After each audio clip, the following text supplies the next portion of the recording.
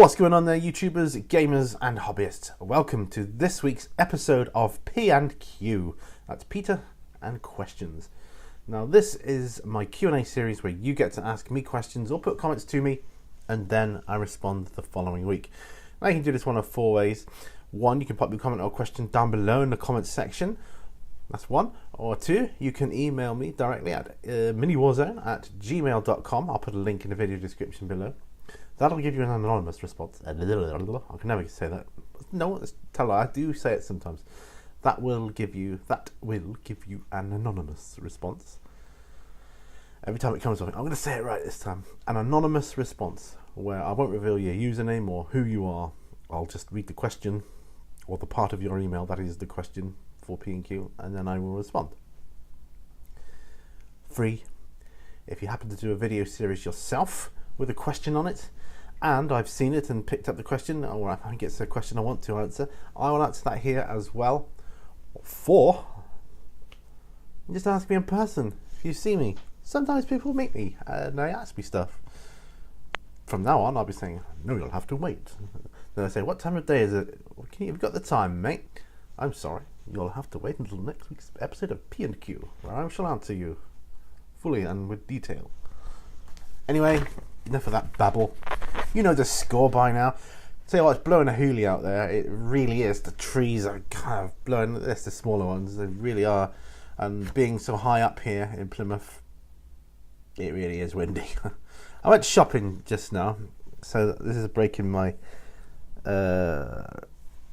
real life, I suppose, doing this. And it blew half my shopping off the trolley, and I had to chase after it because it didn't weigh much. But enough, you're talking like packs of buns and things like that. Just blew them out the trolley and blowing them down the street. Like, unbelievable. Really is blowing strong wind. Anyway, I have 4 video questions. 5 actually. 2, 3, 4, 5 video questions. But no emails. Nobody's emailing me at the moment, so whatever, that doesn't matter. I don't know if that's good or a bad thing. And then I'll read the video questions out, and then I'll go on to the questions or the comments that were left on the actual video from last week, and we'll take it from there. Right. So the first one comes from The Nerd Life, Richard, on his Q&A series. He says, or he asks, what does nerd or nerd life mean to you? And there's a bonus as well, because Kristen also asks, have you ever had the chicken pox?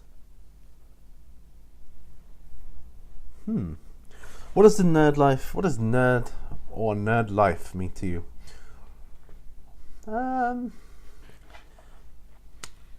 If I'm answering it honestly, I suppose nerd means someone who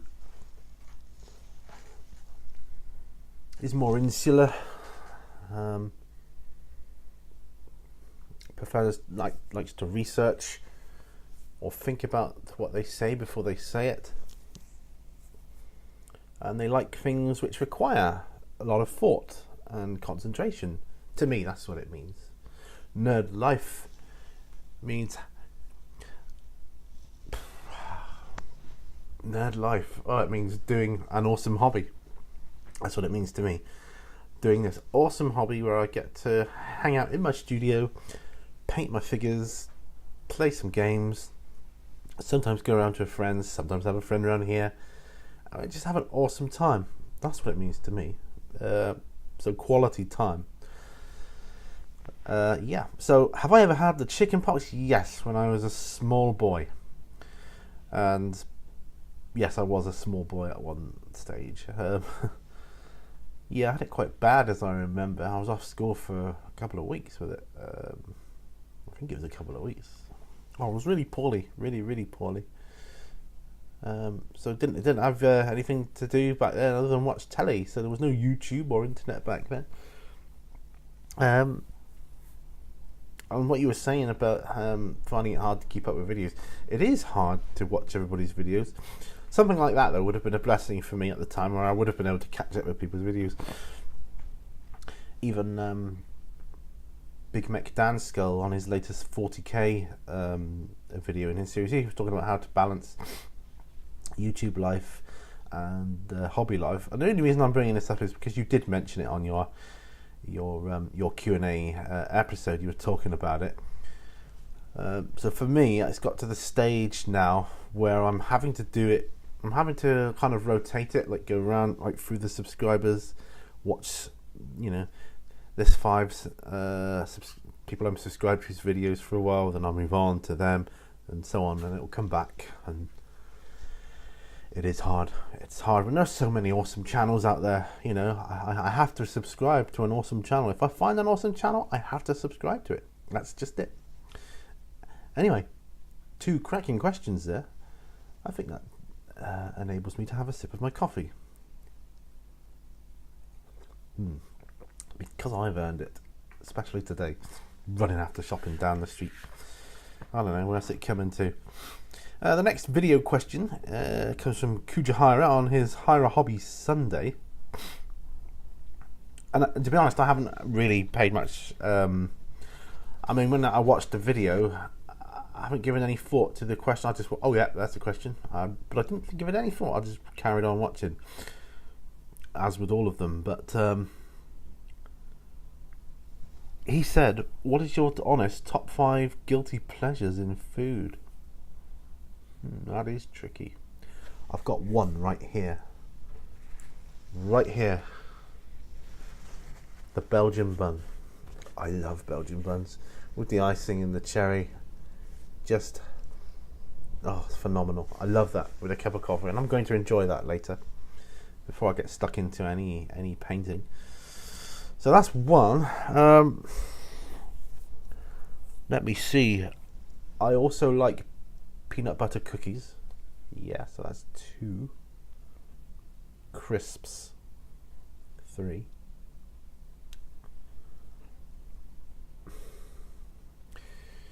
Good old fashioned fish and chips. Or sausage and chips, but chips from the chippy. 4. Guilty pleasure. Guilty pleasure. I'm not really into chocolate. That's tricky. Pasties. Oh yeah. Right, so top 5. Okay. So we've got the Belgian bun, chips. Right, so number 5, I'm going to put chips from a chippy as my 5th. 4th one I will say is, what else did I say? I've forgotten what I've said now. I've got chippy, pasty, Belgian bun, crisps, and what else was it?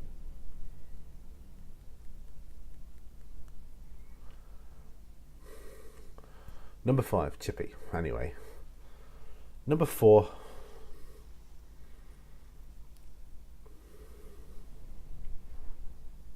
Crisps. Number 3. It's so hard. I find this difficult. It's really difficult. I don't know actually. I've forgotten what I said. But I'll go top down. My number 1 is a pasty. Number 1 is a pasty. Number 2 is a Belgian bun. Definitely. 1 and 2. So pasty, Belgian bun. I would have changed my mind if I've said it already. But I'm going to say number 3, a Chinese, a good old Chinese, old fashioned Chinese, old fashioned English Chinese, English Chinese. What am I on about? From a European Chinese as opposed to an Asian one, because they're kind of different. Chippy. Forgotten already. Crisps. No, crisps then chippy. Chippy, crisps, Chinese, Belgian bun, pasty. There you go. I'm not going over that again. Right. Spider666 is the next video question. That's who it comes from.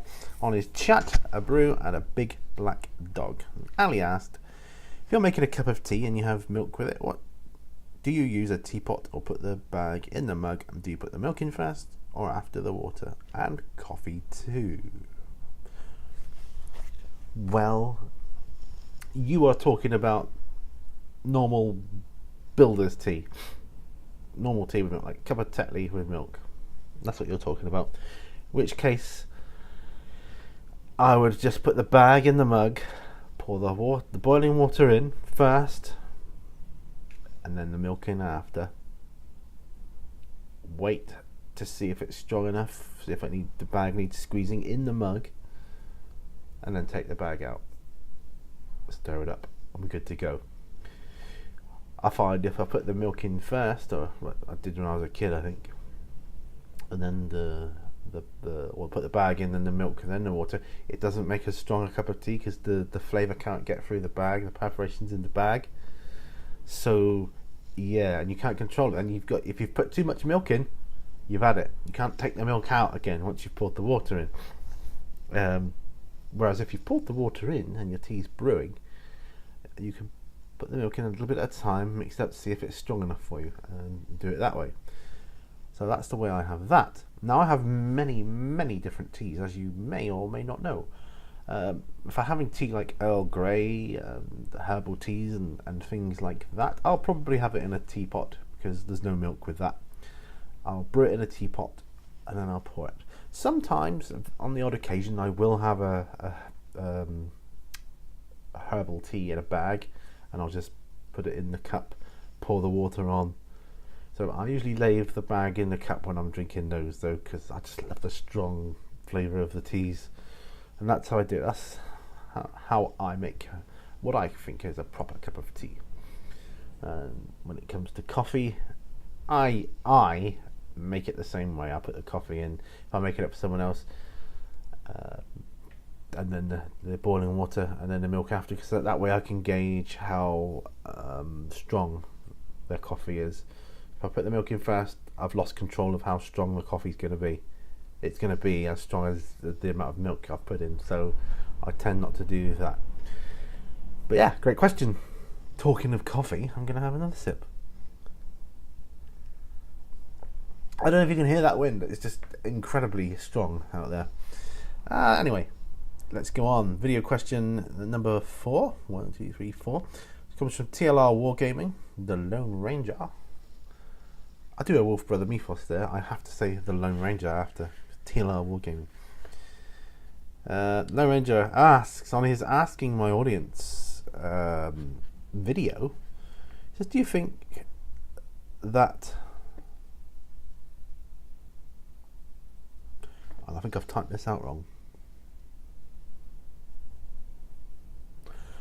I think it said, or I think it was supposed to say, or I think you said, do you think that fully constructed plastic miniatures is the future of our hobby, or do you think that plastic sprues will be here to stay?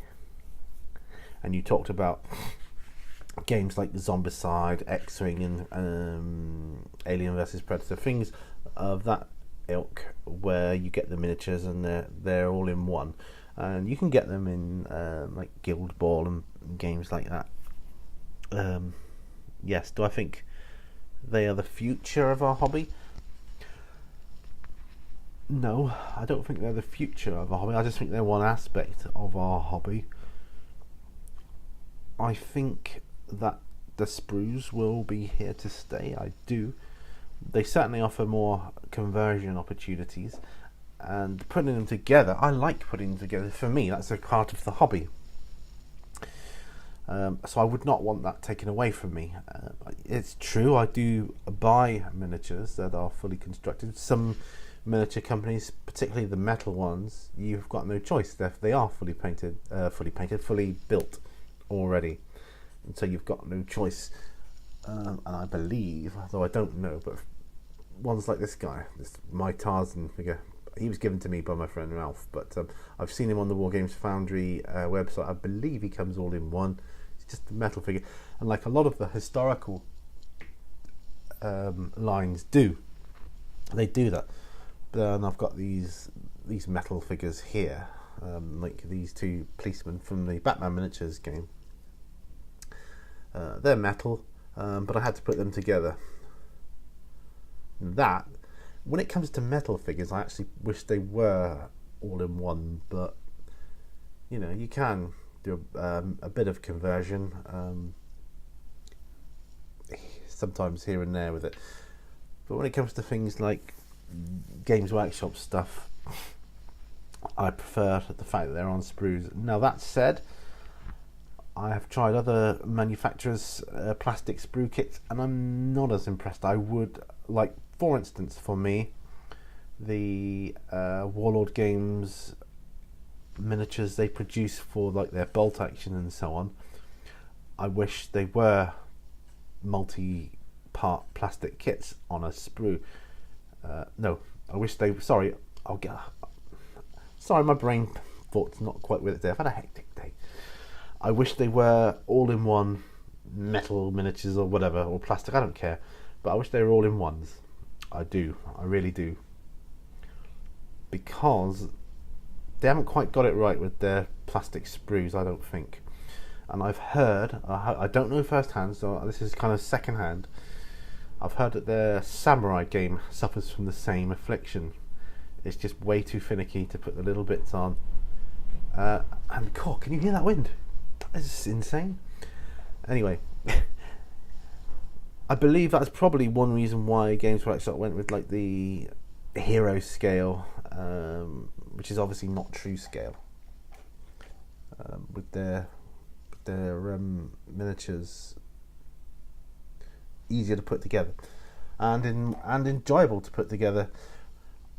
I'm not the best converter in the world, but I have a go here and there when I can, and I'll have a go at it, and I'm pleased with the results. I would never be able to do that with all-in-one miniatures. I think they've got their place. I think that's more for the board game-esque style, or board game / war game crossovers, hybrids that you can get. That's perfectly fine for that. I think that is absolutely fine. I understand where you're coming from, particularly with X-Wing. You just want to get the miniature, you just want to buy it, take it out of the box, ready to go, off you go. You want to play the game. I understand that. For me, however, I would like to put them together and I would like to paint them. That's just a personal thing. That's something I like. So I suppose you're going to get varied opinions on that, but that's just me personally. I like to put the models together, but they've got to be of good quality.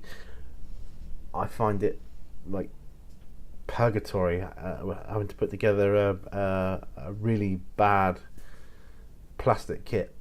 Just awful, bad instructions, badly fitting components, nothing worse. But yeah, so to go back to the main thread of the question, I don't think it's the future of a hobby, but I think it's the future of like the board game hybrid, you know, the ones. I think it's the future of those, because I think it's a cheaper manufacturing process to have them in an all-in-one. I do. It seems to be anyway. That's the way it comes across to me. The quality's not quite as good, I don't think, but you know, on some games it's good enough, right? Anyway, that's that one. The next one comes from myself on my Q&S episode. I thought, and I'm starting it this week, I thought I should answer my own question as well. Sometimes I answer it on the episode, but I'm going to answer it on here. Why not? I asked you guys, what 2 things are you looking forward to over the next 2 months? So what 2 things am I looking forward to over the next 2 months? Obviously, I'm looking forward to 8th edition 40k, yeah, big style. Really, really looking forward to that. The other thing I'm looking forward to hasn't really got an agenda for it. I'm looking forward to quiet moments, time with my family, without hectic stuff going on out there. I just don't want hectic stuff. I'm not into that. That's not me. That's not my bag. I don't do it. So yeah, I'm looking forward to the new rules for Warhammer 40k and time with my family. Right, that's the video response questions out the way. I'm moving on to the comments that were left, or questions that were left from last week. And the first one comes from Frost and Fists, Wolf Brother Me Foss. He says, once more, a fantastic episode, my brother. Lol. I knew when I heard the question for favourite completed mole this month, that call would be the answer. Take care, my friend, Wolf Brother Me Foss. Hey, I'm predictable, right? Sometimes. But, you know, I've started... I'm working on this one now, that's all you're getting. But I'm waiting for some paints to arrive. I want to do... Because I explained it in the first update for Celestine about the wings. I should really have left them off, but I'm having to do that. Because they're attached, I'm going to have to do them first. But I want to airbrush them to get a fairly decent transition between colours.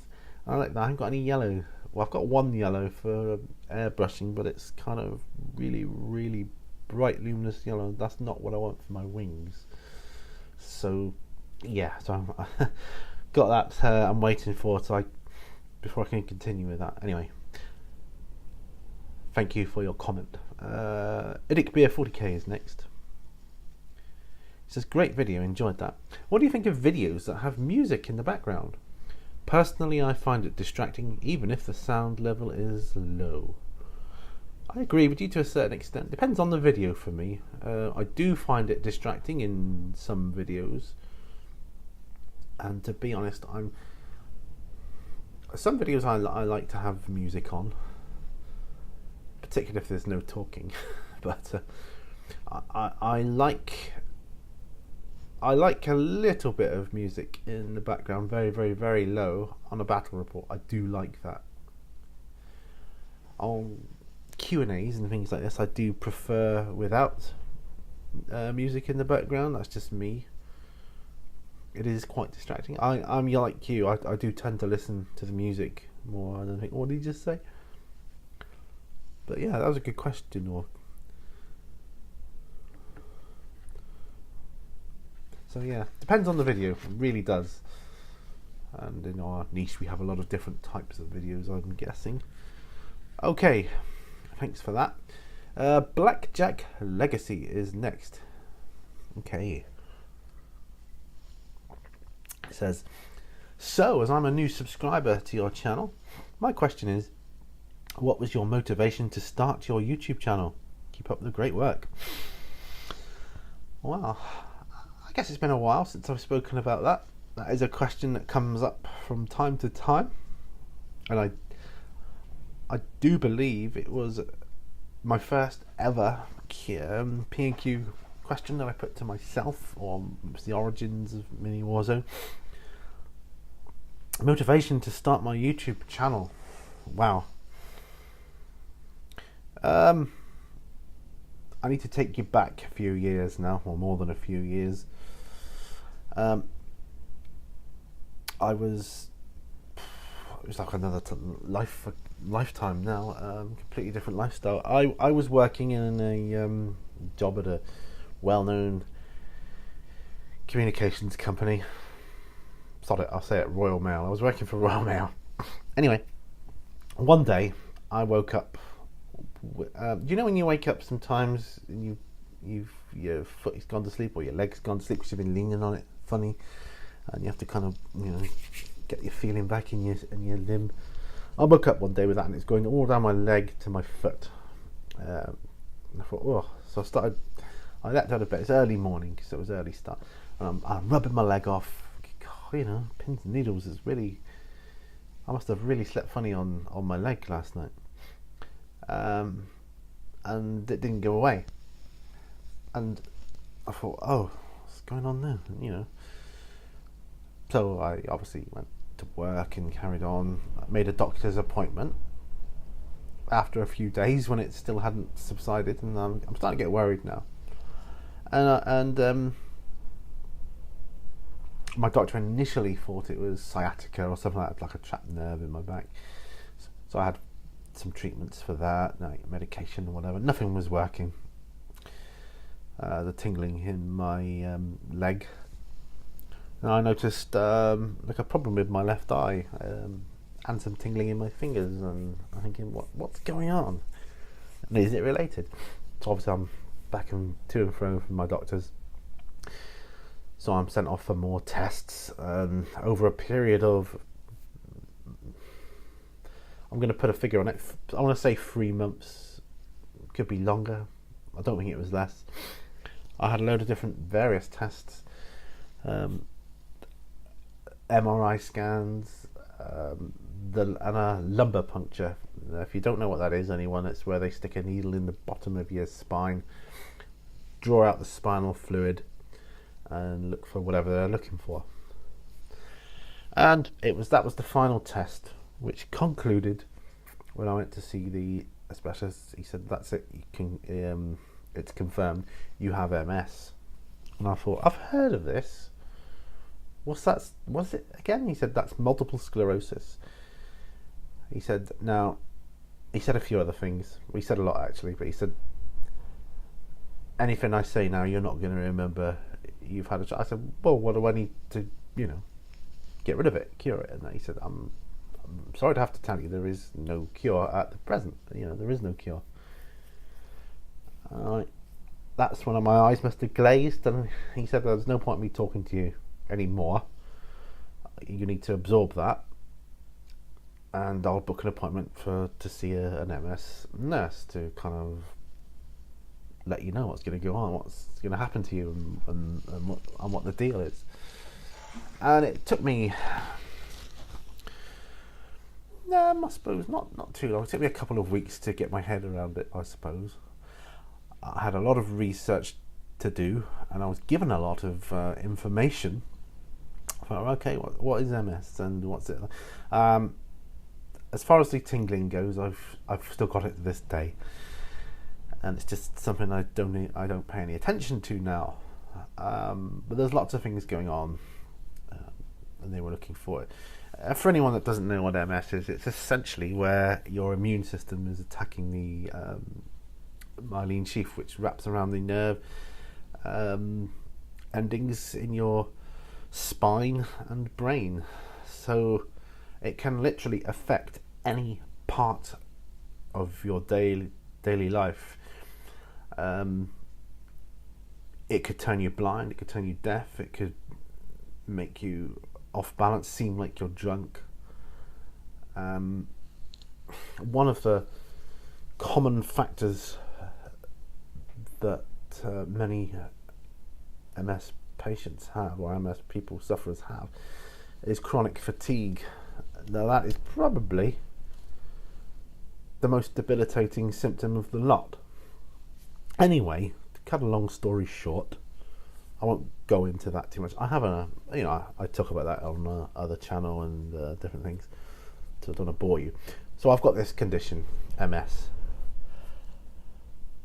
I told my employer, thinking they'd be quite understanding. Now I worked in the data entry side of things, so more of the admin. I told them with all the official documentation, I thought they'd be cool with it. But to cut a long story short, they medically retired me. They got me out, and they were looking to reduce, and pay people off and just get rid of them. Thanks for what you've done. I mean, I was there 11 years. Thanks for what you've done. Don't want you back. Have a nice life. And that's pretty much it. Now, I'm left with all this time on my hands. Okay, I think you can see where I'm going with this. And I thought the best thing to do is get a hobby. Okay. I've always been interested in the model, like Warhammer. I'd heard of that, and I'd always walk past my local Games Workshop and glanced in the window thinking, cool, those models are really cool. But that game they're playing is really complicated. Anyway, before any of that, I decided I'd get into writing. I started writing a book. And I was writing it because I'm quite a good writer. I'd like to say I'm quite a good writer. I've got an English degree, a media degree, and I'm fairly competent, I think. I start writing this book, and I get to this point where there's a confrontation, and it's a kind of a supernatural story I'm writing. It's only for my own pleasure, not to be published or anything. It's just for my own personal pleasure, and I want to really visualise this scene. I'm thinking, how can I do that? Tried drawing it out, and I thought, do you know what? Make a model of it. that's the best thing I can do. I need some trees and some little figures I can maybe paint and whatever. I mean, I'd painted figures when I was a kid at school badly. In the end, I got my mate to paint them because he was mustard at it. He was really good. So I went into. I was in town one day. I had an eye appointment to get some new glasses and see about the problem with my eye and stuff and how we could sort of help with that. And I had some time to kill because my wife was having something done as well, or doing something. And I had about 2 hours to kill. I went in Games Workshop and it was empty, completely empty. I was the only one in there. I'm like, well, I've not seen that before. Normally it's packed in where I live. And sadly it's packed. Well, that's a good thing, I suppose, but I like to be the only one in there so I can browse at my leisure. But anyway, I went in there. I'm the only one in there. I'm like, cool, this is cool. And this guy comes over and he says, so, do you play? I'm like, no. I just like the figures. And I explained what I was doing. I said, I need some trees. And he said, oh, yeah, you've got the... And he pointed out the Citadel wood thing. I thought, yeah, that'll do. Because they had one on the table that looked really good. And some figures and that. Anyway. He said, do you play? I said, no. He said, would you like to? I said, I don't know. He said, go on, I'll take you through the demo game. And they had the Dark Vengeance, you know, what you get in the box set, all the setup there. The Dark Angels and the Chaos guys. I didn't know anything about it. And he started running me through this game. I was the Dark Angels, he was the Chaos. And we're rolling the dice. He's telling me, oh, you need to roll this and this and this and this. And I was asking a few questions. And the more I'm rolling those dice, the more excited I was getting. I'm thinking, yes, I'm really into this. This is great. I want to do this. This is what I want to do. Anyway, I left that shop with paints, brushes, models, you know, and a book. And I'm coming out with this stuff, like, you know, thinking, oh, I've spent quite a bit there. Anyway, I got this stuff and I'm watching the DVD and the books, how to paint Citadel. I'm sorry this is a long answer. I'm watching this DVD and Games Workshop and stuff. And I thought, I wonder if there's anything else on YouTube. I go on YouTube and I discover mini wargaming. And they're playing games of it. And I thought, this is the best way to learn how to play the game. Watch people playing it. And they got loads of videos on there, and I'm thinking, wow, this is really cool. And I'm thinking, what are these guys? Are these guys a business? Do they run a business into it? Out of it and stuff? And I see that at the time they still had their shop, but they closed that down and they went on to making videos. I thought at the time, don't be crazy. You're never going to run a business like that. And obviously proved me wrong. And they went on to flourish. And I thought, I was so enamoured with the whole mini wargaming thing, and I loved what they were doing, and I thought, I want to be able to do stuff like that. I want to be them. So I set up a YouTube channel. I'd seen a few other people, you know, obviously doing it. I thought, well, I want to do that.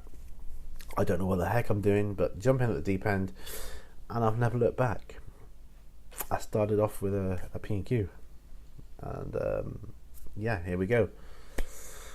Here we are sometime a few years later, and that's why I started my YouTube channel.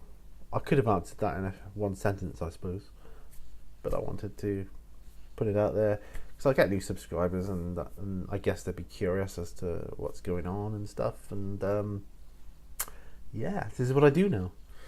I'm on medication for my MS. It's under control.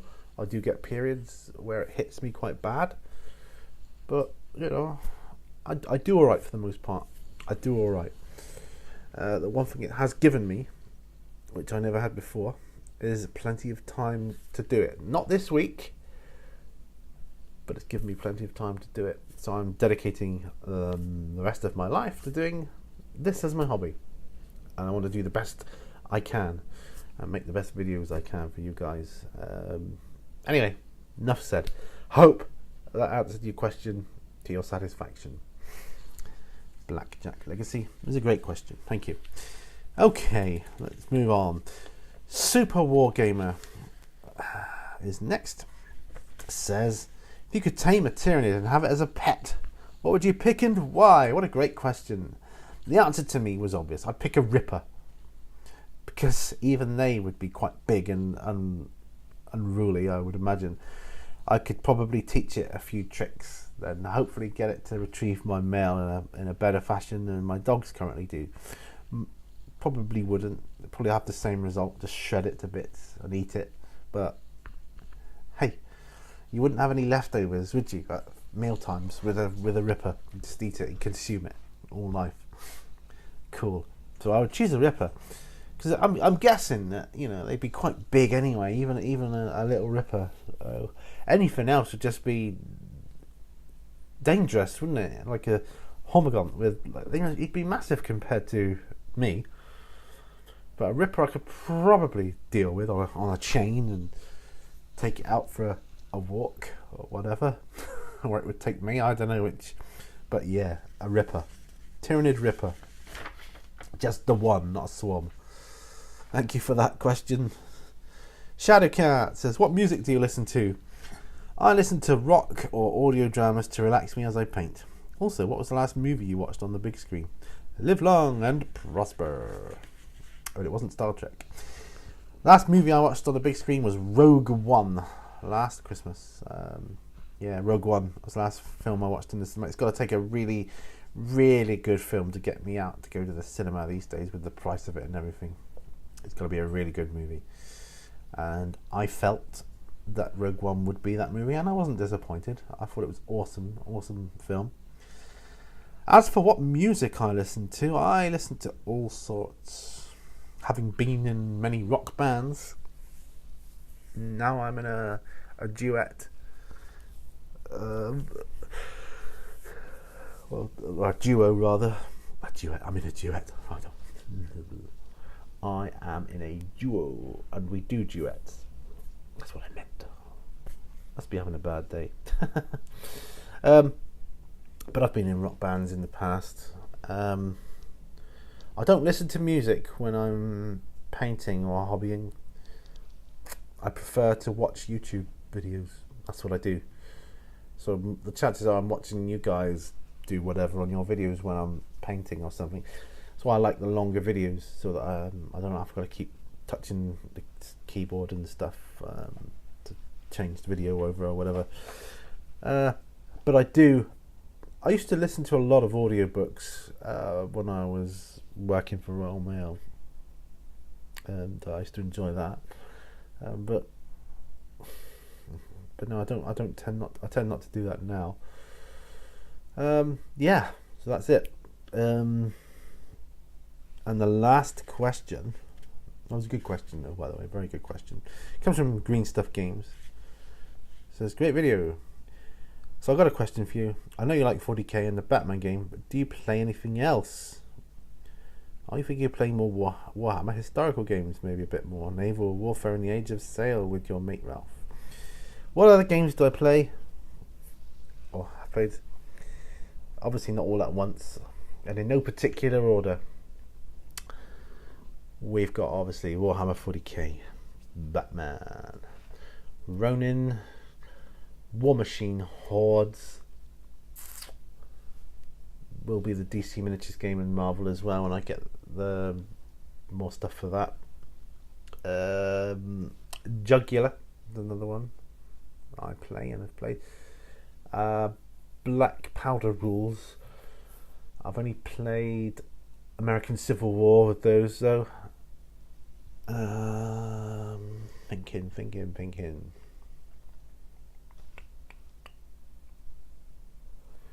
Play a lot of Zombicide. I think that's probably it. I'm always up for historical games. The Warhammer historical stuff looks cool. Particularly their Western stuff, that looks cool. You know, Ralph and I may get together and do that sometime. Ralph's got a whole plethora of different historical stuff, rules and stuff. I mean, the man is a walking encyclopedia when it comes to his knowledge of rules and rule sets. I'm not talking remembering every exact specific rule. Oh, Congo is another one I play, and I love Congo, as some of you may know. You can see one of the box sets up there, Congo. But yeah, he knows whether a rule set is good, whether it suits the game or the period, and yeah. So yeah, for sure we'll be playing further games, and I don't know when that'll be. Trying to get this hectic week over with, and I can assess the situation with the time I've got, and we'll work something out. But thanks for your question. So there will be more to come. I'm trying to think, what other games do I play? Come on. Dungeons and Dragons, Mice and Mystics. I haven't played anything on camera with that though. I've probably forgotten a few, but yeah, that's what I can remember. Anyway, yes. So thank you for your questions. Please leave your comments or questions down below, or email me, or make a video series and ask a question. Whatever you do, come up to me in the street, ask me a question, and yeah, I will endeavour to answer you. I've said it before, I'll say it again now. P&Q is my favourite series to make, because it's kind of an interaction with you, and it's different, a whole different feel to the live show. It's entirely different kettle of fish altogether. So yeah, P&Q is probably my favourite, and then On the Bench is my second favourite. At the moment, I suppose we all go through phases of what we like and don't like, but wow, I'm at 42 minutes coming up for. Wow. This is probably my longest P&Q I've ever done. So without further ado, I will say thank you. Thank you so much for watching this video. Thank you for being my subscribers. Please hit that like button. Please share this video as much as you can, because you share it and someone else can share it, and hopefully get it out there. And I can get this out there to as many people as possible. Thanks for watching. Remember, all brushes lead to war. I will see you on the next video. Bye for now. Bye bye.